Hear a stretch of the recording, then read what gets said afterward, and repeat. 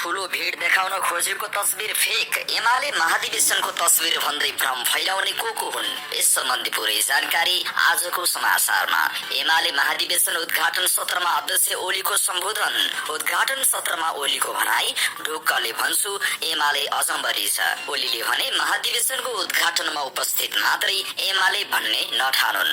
सरकार लक्षित एमाले अध्यक्ष ओलीको टिप्पणी, हिंसा र युद्धबाट भएका परिवर्तन स्वीकार्दैन। ओलीले भने बहुमत ल्याउने ल्याकत छ, चुनावबाट भाग्दैन। राहदारी रोका र स्थान हदबारे ओलीको असन्तुष्टि, भने यही हो चुनावको वातावरण। सरकार जेन्जी सम्झौताबारे ओलीको भनाई, देशलाई भिडन्ततर्फ लाने गम्भीर षड्यन्त्र।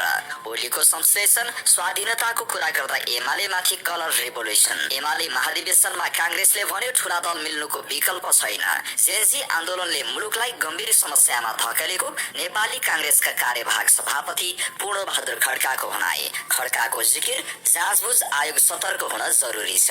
एमाले नेताहरूलाई नेकपामा आउन नेपाली कम्युनिस्ट पार्टीका नेता झरनाथ खनालको आग्रह।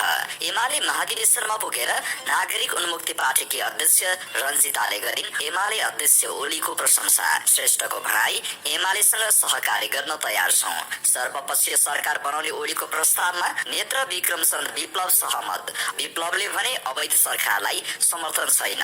एमालेको महाधिवेशनमा नेपाली कम्युनिस्ट पार्टीका नेता देव गुरुङको भनाई, कम्युनिस्टहरू एक हुनुको विकल्प छैन।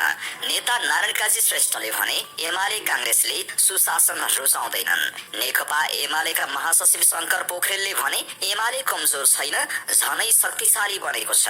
नेता पोखरेलको जिकिर, 23 र 24 भदौको घटनामा ओलीलाई जिम्मेवार देखाउने दुष्प्रयास गरियो। नेकपा एमालेका उपमहासचिव प्रदीप ग्यावालीको भनाई, एमाले अनेक धक्का चिरेर पनि धरहरा जस्तै उठ्छ।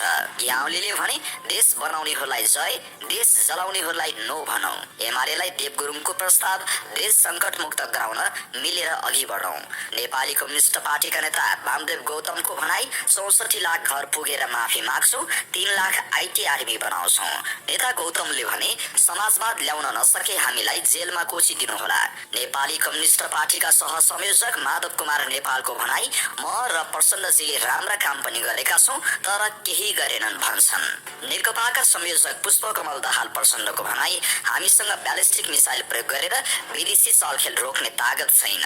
गोलमानमाथि प्रचण्डको आक्रोश, जुन थालमा खायो त्यसैमा पहल पार्ने, मुलुकमा युवा नेतृत्व ल्याउने गरी निर्वाचनको तयारी गर्नुपर्नेमा ऊर्जा जलस्रोत तथा सिंचाई मन्त्री कुलमान घिसिङको जोड।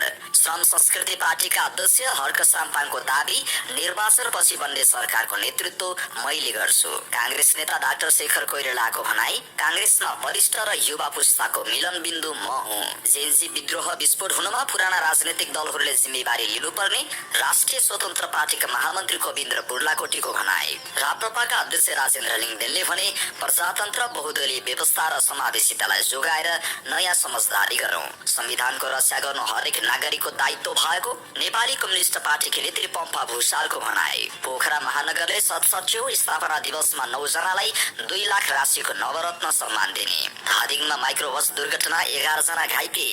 लमहीको होटलमा गोली चल्यो, 1 जना घाइते। भारतीय राजदूत श्रीवास्तवलाई जंगलमा हिँड्दै गर्दा हृदयघात भएपछि हेलिकप्टरबाट उद्धार, ग्रान्डीमा उपचार हुँदै। अन्तर्राष्ट्रिय खबरमा युक्रेनमा टर्कीको जहाजमा क्षेप्यास्त्र प्रहार, थाइल्याण्ड र कम्बोडिया युद्ध अन्त्य गर्न सहमत भएको ट्रम्पको दाबी। भारतमा मेस्सी फ्यानको उत्साह अराजकतामा बदलियो, ममता बेनर्जीले माफी मागिन्। खेल खबरमा लुम्बिनी एनपीएलको नयाँ च्याम्पियन, सुदूरपश्चिम लगातार उपविजेता। रोहित पौडेल भने उत्कृष्ट खेलाडी, जिते कार पुरस्कार। कसले के पुरस्कार जिते, यस सम्बन्धी पुरै जानकारी आजको समाचारमा। राष्ट्रपति रामचन्द्र पौडेलले दिए एनपीएल विजेता टोलीलाई बधाई र आजको